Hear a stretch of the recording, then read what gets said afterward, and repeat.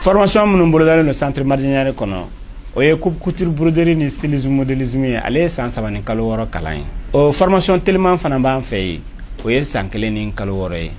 Maquillage, musorosiri, coiffure o fana kalan mi centre Mardianiare kɔnɔ o ye san 2 de ani kalo 6. O fana formation tellement be san 1 ani kalo 6. Tatouage, farafinjabi, endujabi o fana kalan bi centre Mardianiare kɔnɔ. N'o bana amina i former façon business la donc o kalo 6. À ce moment i ka diplôme sɔrɔ i bɛ se ka baara kɛ diɲɛ fan bɛɛ. O kɔfɛ internat bi centre Mardianiare la i bɛ se k'i den bila ka na Mardianiare kɔnɔ siyɔrɔ ni dumuni a b'o bɛɛ lajɛlen sɔrɔ ni k'a ka baara kɛ.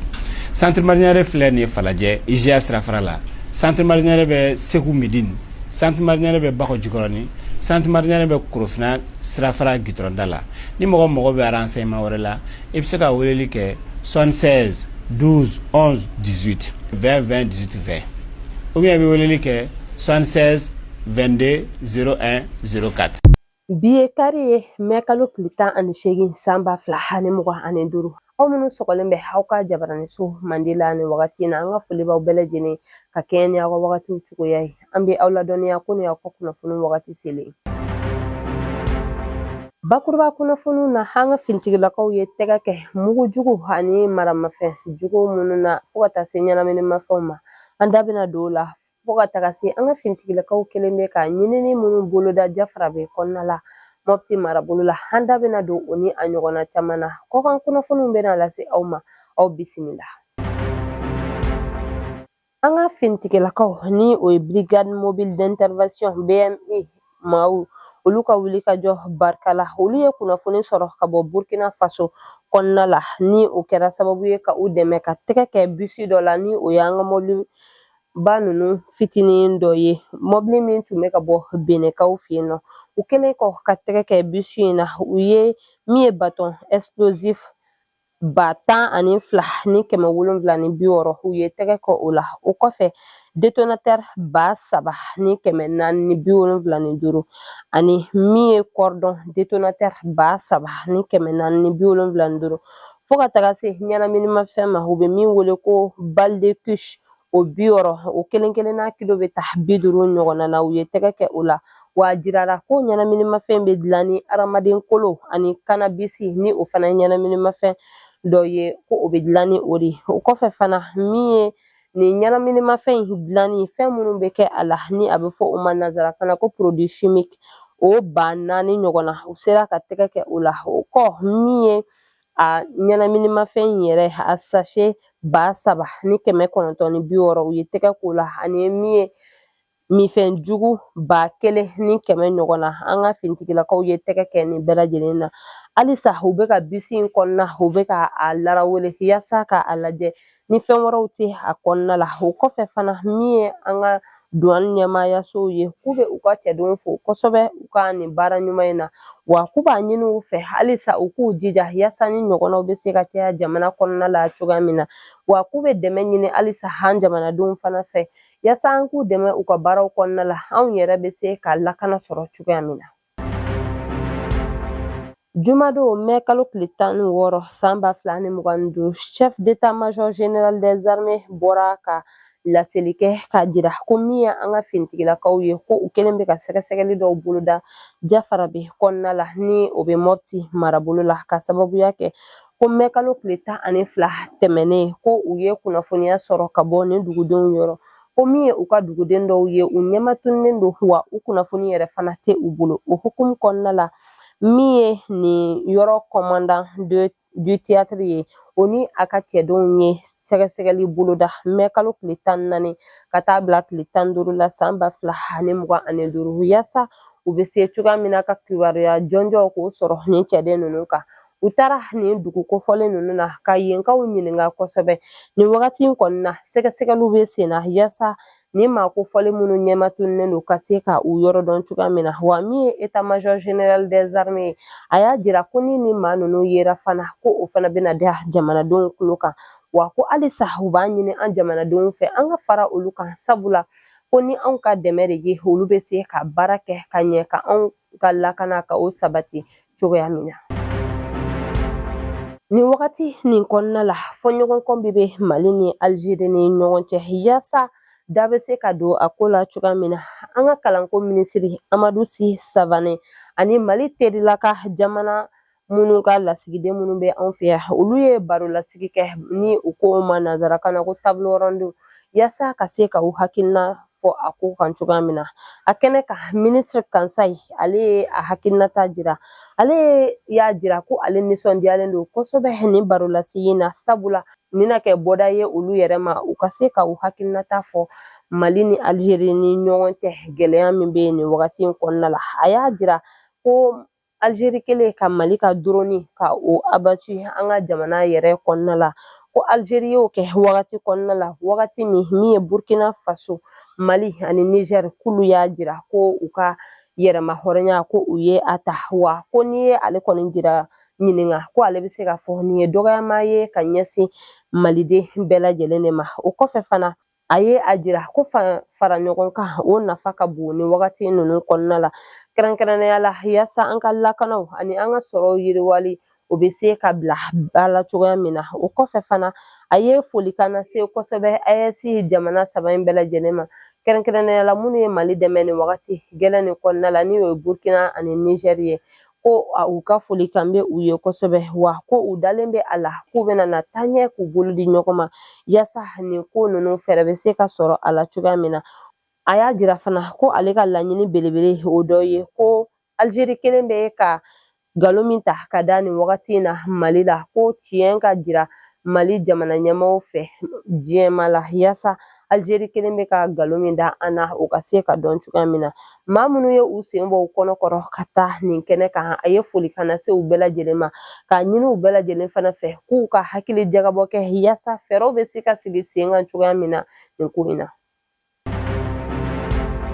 An ka ministre des Affaires étrangères Abdoulaye Diop ale ye a hakilinata fɔ Nations Unies maaw ka conférence ministérielle min kɛra Berlin kɛnɛ kan Nations Unies ka baara taabolo kan a ye a jira ko ni u taara jamanaw kɔnɔna la kɛlɛ bɛ jamana minnu kɔnɔna la yaasa ka taa u dɛmɛ ko ale kɔni bɛ min ɲini u fɛ k'u ka yɛlɛma don u baarakɛbolow la k'u ka fɛɛrɛw sigi sen kan u k'a ɲini fɔlɔ k'a dɔn jamana yɛrɛ mako bɛ mun de la yanni u k'a fɔ fɔlɔ k'u bɛ hakilina dɔw bila sen kan sabula a y'a jira a ka hakilina kɔnɔna la ko Nations Unies maaw ka finitigilakaw ye wagati min kɛ anw fɛ yan nɔ u ye san 10 min kɛ anw fɛ yan nɔ kɛlɛ wagati kɔnɔna la ko tiɲɛ yɛrɛ la a ma kɛ nisɔndiya ye maliden siyɔrɔ sabula a y'a jira ko wagati min na bamanciwale tigilamɔgɔw bɛ taa bi an ka duguden dɔw kan ko Nations Unies maaw ka finitigilakaw bɛ kɛ yen k'u b'a fɔ olu tɛna na u sen don o la sabula ko olu ka baara tɛ o ye ko ale kɔni hakilina la ni Nations Unies maaw ni u bɛ taa jamana kɔnɔ kɛlɛ bɛ jamana minnu kɔnɔna la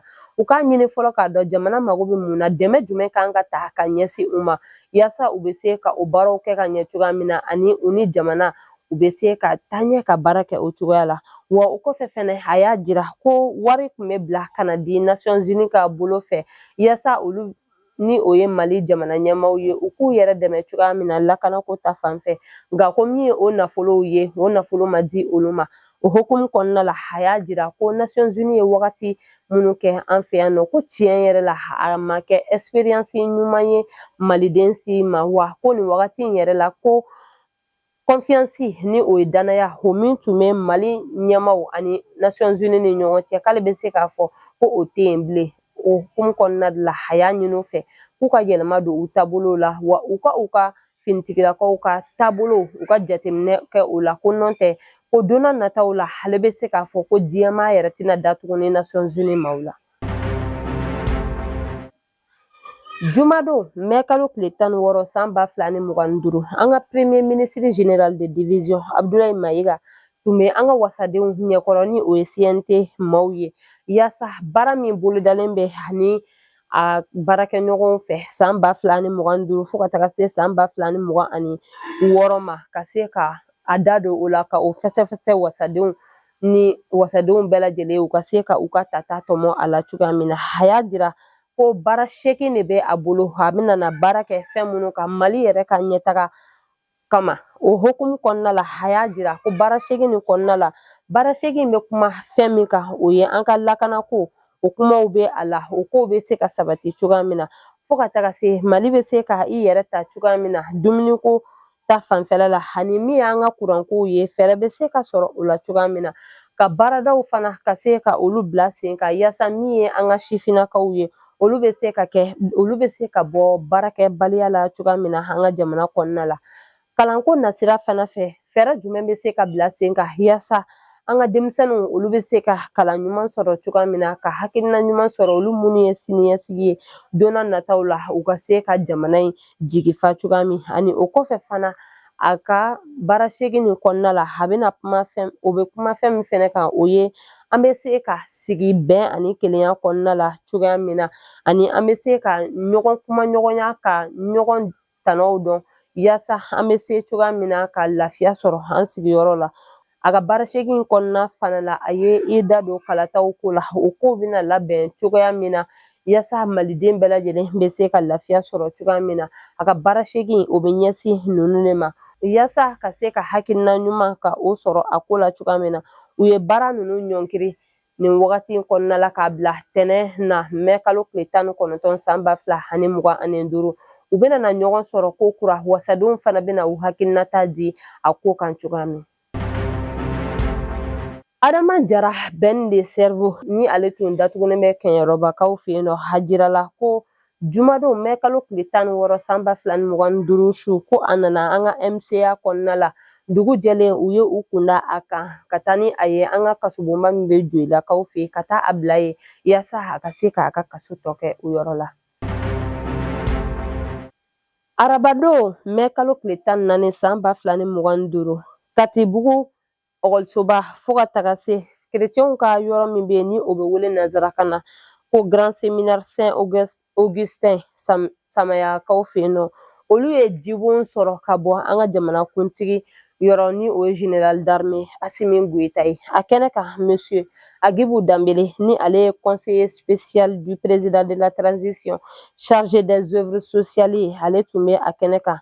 Bamakɔ archevêque Robert Sise ale y'a ka nisɔndiya jira nin jibon in sɔrɔli la a y'a jira ko nin jibon in sɔrɔli olu ka yɔrɔ la ko nin bɛ bɛn ni kelenya min bɛ jamana kɔnɔna la ko nin bɛ o de kofɔ ani fana hinɛ ɲɔgɔnya min ni an bɛ o fɔ k'o bɛ ban Maliba kɔnɔna la ko nin bɛ o yɛrɛ fana kofɔ o kɔfɛ a ye foli ka na se kosɛbɛ an ka jamanakuntigi ma ani maa minnu fɛnɛ tun bɛ a kɛnɛ kan o kɔ min ye Manden commune maire ye Monsieur Ousmane Kuyate ale fɛnɛ ye foli ka na se kosɛbɛ an ka jamana ɲɛmaa ma a ka nin hakilina ɲumanya in na ni o ye ka jibon di olu ka kalanyɔrɔ ma o kɔfɛ fana maa minnu tun bɛ a kɛnɛ kan a ye foli ka na se olu ma sabula ko olu ye a jira ko u labɛnnen bɛ sanga ani wagati ka malidenw ka u jukɔrɔma tintin sanga ani wagati bɛɛ lajɛlen na o kɔfɛ Monsieur Agib Dambélé ale ye kuma ta ale y'a jira ko maliden bɛɛ lajɛlen ka kan ni ji ye ko ji yɛrɛ ye ɲɛnamaya jɔsen dɔ ye wa a y'a jira fana ko nin waleya minnu filɛ olu bɛna caya an ka jamana kɔnɔna la yaasa maliden bɛɛ lajɛlen bɛ se ka bɔ jiko gɛlɛya la an bɛɛ lajɛlen bɛ ji sɔrɔ hɛrɛ ani baden na cogoya min ka sɔrɔ an ma tɔɔrɔ.